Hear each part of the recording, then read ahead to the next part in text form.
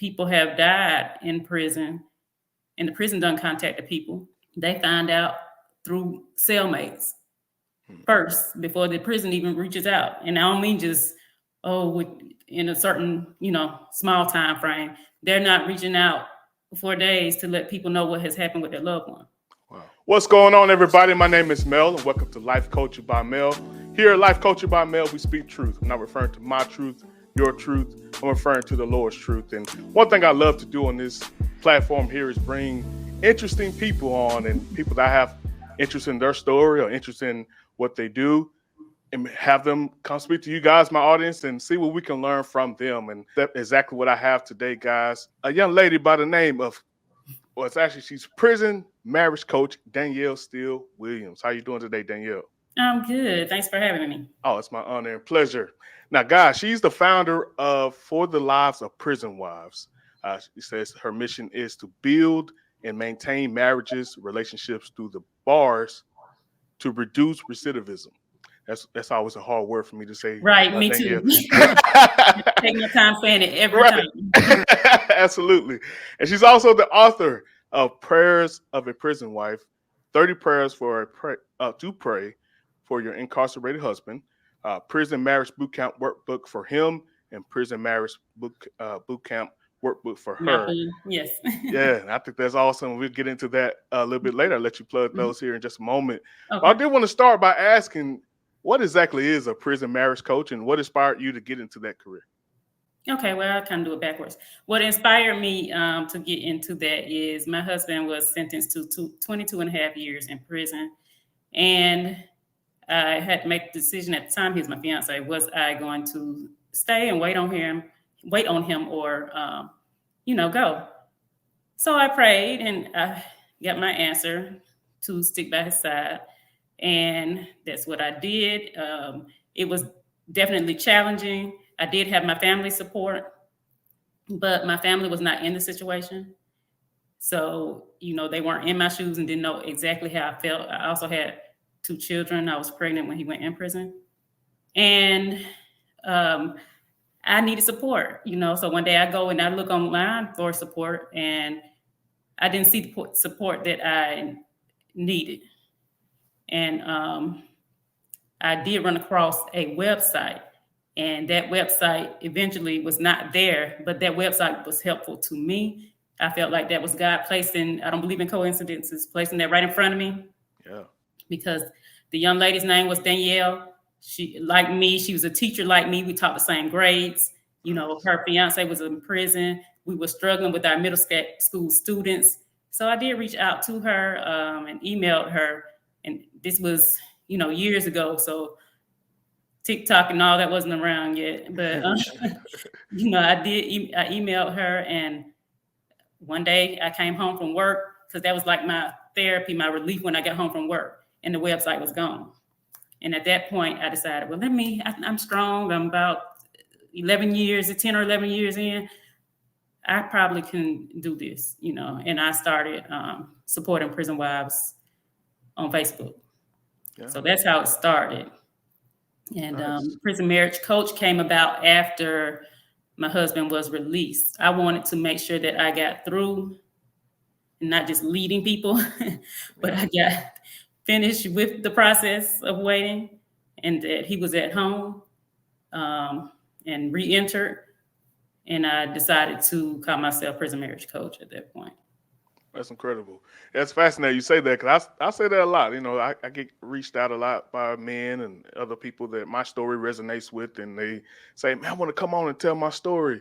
And they're saying that in the midst of them still struggling with some of the things. I'm like, I don't want to set you up to fail. Maybe you want to wait, because everyone, once you're going through things, it's in your heart to want to help someone else, but you want to be healed. You want to at least be in a place where you can help show people steps that you are maybe processed and that you are on the other side of. So I love that you said that there. Now, I read in your bio and a lot of material you have there that, when your husband was locked up for a total of 14 and a half years, am I correct? Mm-hmm.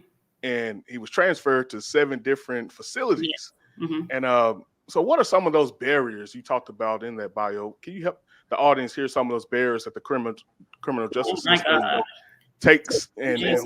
how Okay. they keep families separated in those moments. Well, that one you just said right there, distance. My husband was in the federal system, so he was moved around. And it's so easy to say ship, but I had to say that he was moved around Yeah. to 7 different facilities. I'm in Alabama. The furthest he was, I want to say, is Jersey. He's been to Kentucky. He's been to Arkansas. So the distance itself, the expense to get there Yeah. is a barrier. You had the money on the books. You have communication. You have to have money for phone calls. Then it's limited time on the phone. So healthcare, when they get sick, that's the worst feeling because you can't be there to help them. Sometimes you don't even know that they've been taken to the hospital. You also have people that literally I've been connected to and seen just being in the community. People have died in prison, and the prison done contacted people. They find out through cellmates first before the prison even reaches out. And I don't mean just in a certain small time frame. They're not reaching out for days to let people know what has happened with their loved one. Wow. So how, as a prison wife, how does something like that? How are you processing that? How does that make you feel? But that was my first time actually dealing with prison when my husband went to prison. I had family members that have been to prison. We both have. But when my family was in there, I was young, so I didn't know anything about it. And I just didn't think about the system because I wasn't dealing with it. You know how we are. You Yeah. live your life, and if it's not in front of you, keep going. But once I was hit with it, I learned so much. And one barrier I did not mention that I have to mention is the COs, the correctional officers. They make it so difficult for families. It's like they treat us as if we committed a crime. And I understand you have to have certain things in place, but I have literally seen people fly from other countries, far place within the country to get to visitation. They spent money, took days off, and it's shut down. And they have to go back home without seeing their loved one. I was frustrated. I got upset. They're not doing enough for criminal justice reform. It's no rehabilitation, no true rehabilitation taking place. Yes, they do have programs, but I feel like some of the programs are kind of fluff programs. It's not getting to the core. We're not looking at the root. What's really causing the issues here? Why are people in here? But they don't want to know the root because they want to keep people in and out. So it's just things that I faced that I didn't know about, and it just opened my eyes to. Yeah. So you talked about the frustration that you had during those moments, and you said you had your family to support you, but you realize there's a need for that support. For now that you're on the other side of that. So what does that support look like coming from you to some of your clients? I go back to what you said in the beginning. As we went through the waves, of course, it wasn't compartmentalized at the time. We are just doing what we knew to do. So we had to learn how to communicate. We didn't know how to communicate before we got up in there. So we really learned while we were in prison. Yeah. So it's like, okay, we got to make the best of this time that we get. And that's what we started to do. And we learned along the way how to communicate. So and the biggest thing within prison relationships is communication. So that's where the premise of prison marriage boot camp surrounds communication. However, I have to say, most importantly, God. So prison marriage boot camp is biblically based. It also talks about self-care because this type of journey, we call it the prison wife journey, it can consume you if you allow it to. you know. Yeah. So we talk about self-care, we talk about communication, we talk about the role of a husband, the role of a wife, um, parenting, because like I said, I had 2 kids. So my kids have grown up with their dad in prison from 2.5 to when he was released in 2019. So they're now in college. Yeah.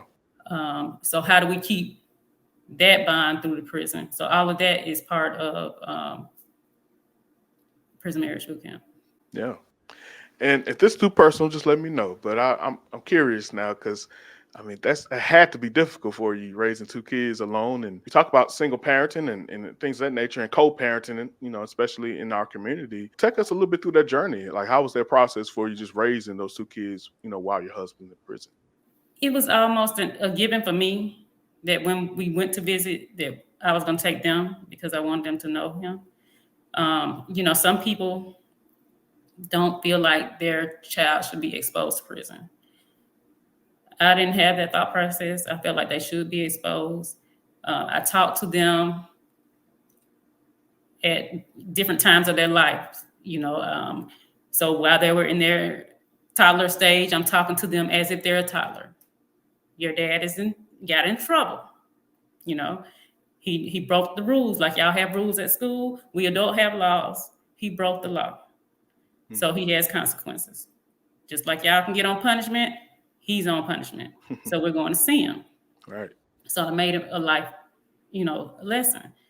As they got older, then of course that conversation transitions, and they're able to understand a little more, and then they really want to know, well, what did he do? What did he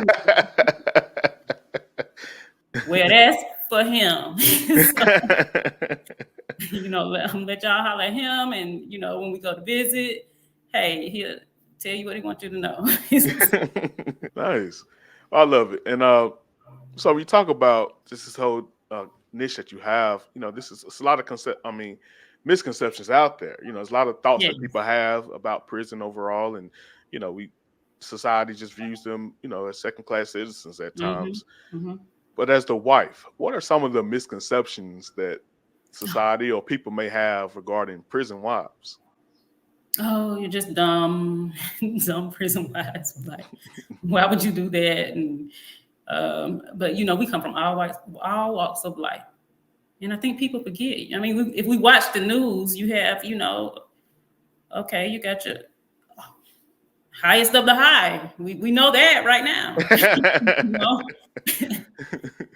That could be in prison. So guess what? They have family. Mm-hmm. Nobody. Prison is what it is. You in there. You in there. You know better than anybody else. Yes. So and those of us that are waiting, I would like to have people to have a different perspective, because think about the fact that for me, it was a God thing, and it's nothing wrong with fighting for your family. Mm. Um, especially if you're married and you say better or worse. No, I thought that was worse. I don't know if it can get too much more worse, but why not commend them for doing something extraordinary? That's different. That's a form to me of agape love. That's unconditional right there. So to me, that's sometimes you just have to look at things from a different perspective. And then you don't even know why people in there, Everybody didn't just commit a heinous crime. You have some people that are wrongfully convicted. And then you have these harsh sentences. So like my husband was sentenced to 22.5 years for nonviolent crime. You have people that commit violent and get out sooner. You have people in there now for smoking marijuana. For marijuana, and they sitting in there with life sentences, and some of y'all probably smoking watching me now. Yeah. True. So Yeah, it's so true, and it's so dynamic. Everything you said there is so powerful. I felt some energy actually come all over my body when you start talking about that agape love, because man, we say these vows at the altar, but you don't really pay no attention. And, Right. especially the worst part, what I really want to ask you, you said that the Lord spoke to you. You said you prayed and you said the Lord Mhm. spoke to you and revealed to you that Mhm. because you were just engaged, you could have easily just went the Oh other yeah. direction, Mhm. but he revealed to you that it was right for you to do. Could you let us in a little bit on what it was that the Lord told you? Yeah, I asked. Well, I was in the courtroom when my husband got sentenced. When when the judge gives out the time, he gave it in months. Mm. So my brain wasn't, computing that fast. Yeah. So I'm sitting there watching my husband, and they say 270 months. But here in months, that's a big number, but it still wasn't clicking. So me, my parents, his dad, who passed while he was in prison. That's another barrier. Oh man. Um, it's like how much time? And whoever it was, somebody said that son's up many years, and we were just blown away. Mm. So I left there, just I don't even know how to. It's no feeling. It's no way to describe that feeling. And then reality kicked in. Well, me, like I said, I don't deal with the prison system, so I don't know the difference between federal and state prison. What is and Yeah. I wasn't realizing 22 and a half is 22 and a half. Right? That's day to day. We talking about federal, not state. We talking about no parole. So then when I learned that, we talked, we had a conversations. Of course, he told me I could go. The decision was mine. Because people asked, why would he even want you to wait, whatever. And it wasn't that he just asked me. I told him what I was going to do.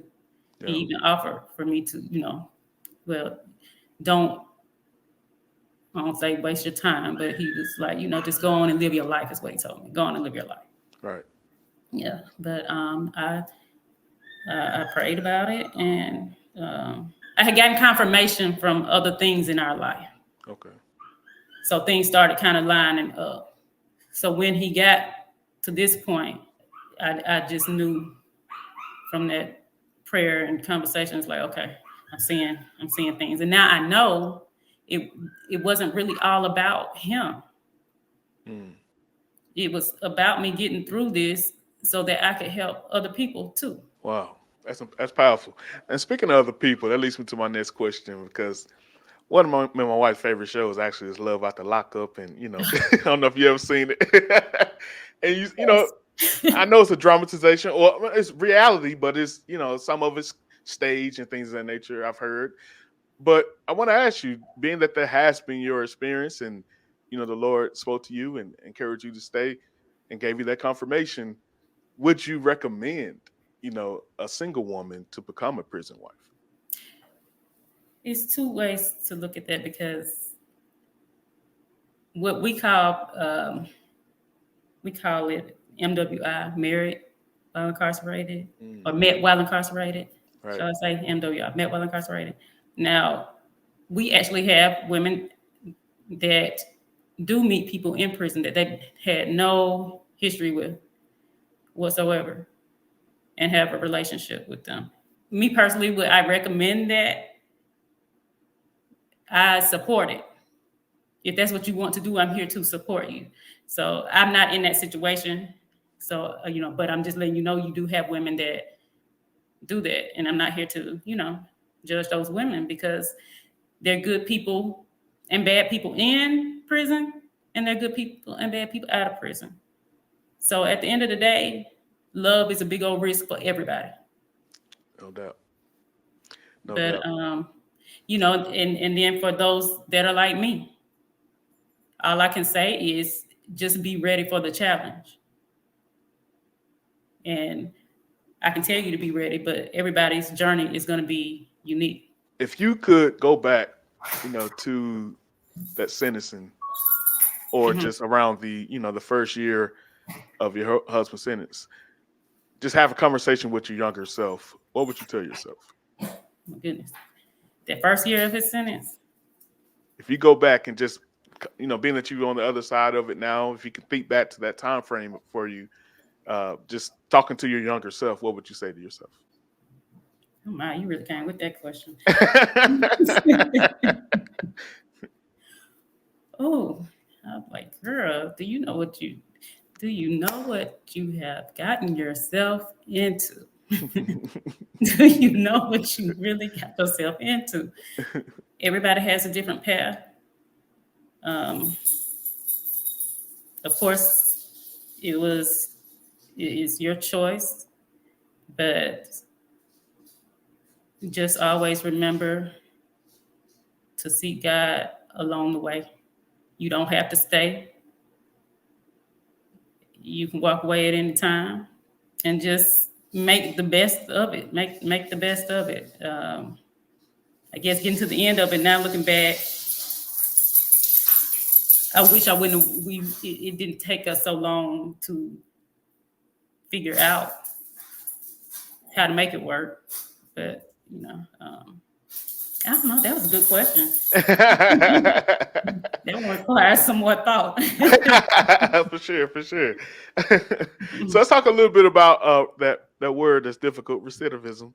Uh, what role does a spouse have to play in reducing that recidivism?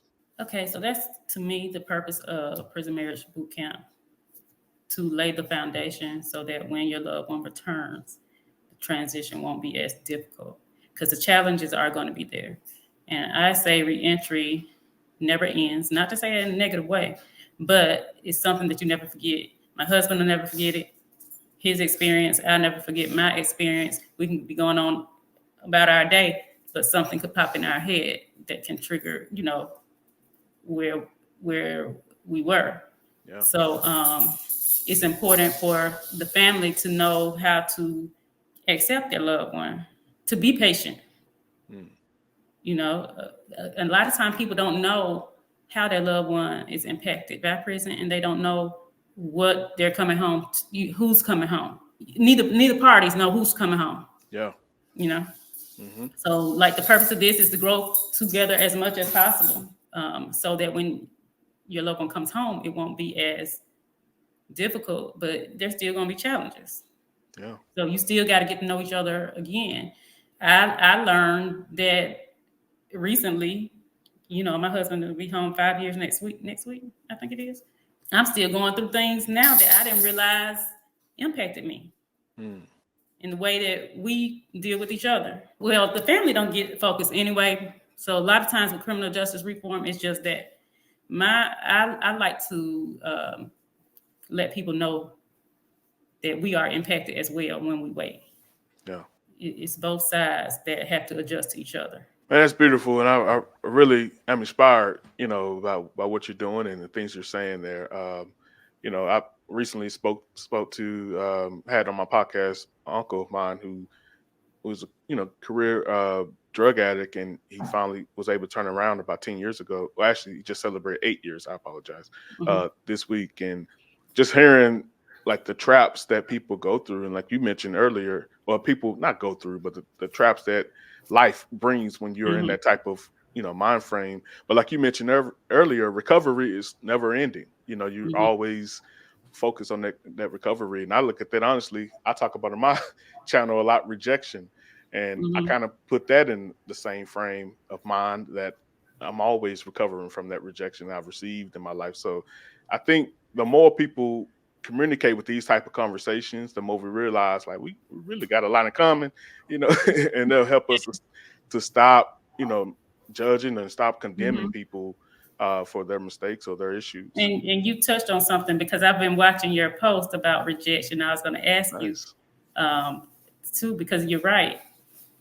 We don't know people's underlying stories Yeah. that actually led them there, and a lot of times you're right. Yeah. Rejection is the root of it. Hundred It percent. starts it anyway. 100%. Yeah. My Mm-hmm. uncle, I'm not trying to tell the story, but because he came on the channel, I believe I could share it. That's was his experience. Like, he received rejection early on from his mother, his father, and rejection from women and things of that nature, and rejection from, he was in sports, so rejection from coaches, and Mm-hmm. that pushed him over the edge to drugs. Mm-hmm. For me, my drug of choice was food at one point, and it ended up in and Mm-hmm. promiscuity and things of that nature. rejection a lot of time is the root of it. But like you mentioned earlier, man, God is the center of it all. He seems to fill any void that we have, but it Right. takes sometimes for us to make harsh mistakes, have harsh realizations for us to come back to that center and find out that's who he is. He was chasing us the whole time, Right. Right. oftentimes it's difficult to see. Hmm. And it's been an amazing conversation. If you don't mind, tell us, you mentioned it here and there throughout the conversation, but if you don't mind just giving us fully what your books are about, and also just tell people how they can find you and how artists can connect with you going forward. Oh, okay. This Prayers of a Prison Wife can be found on Amazon or store.forthelivesoffprisonwives.com. And then that's Prison Marriage Boot Camp for him and her. Also, For the Lives of Prison Wives on all platforms. So that information is also at the link in the bio on those platforms. Yeah. And I'll put it here in the description section as well. Please go support. But I want to give you the last word here, Danielle, a message or advice that you would like to convey to our listeners as we wrap up today's episode. Well, I just hope that I was able to open your eyes to a different perspective, a different view of not just prison wives, but the families that wait on their loved one. Because you do have 1 out of 2 people that are impacted by incarceration, and it does impact, African Americans at a heavy rate. So again, just be mindful and not so judgmental of those that wait on their loved ones. And I hate to say this, but somebody's going to end up there. Prison's going to always be there. So should you know someone, yes, you can send them my way. Absolutely. Danielle, thank you once again for joining. Hope you enjoy the rest of your day. Thank you, you too. Let's go.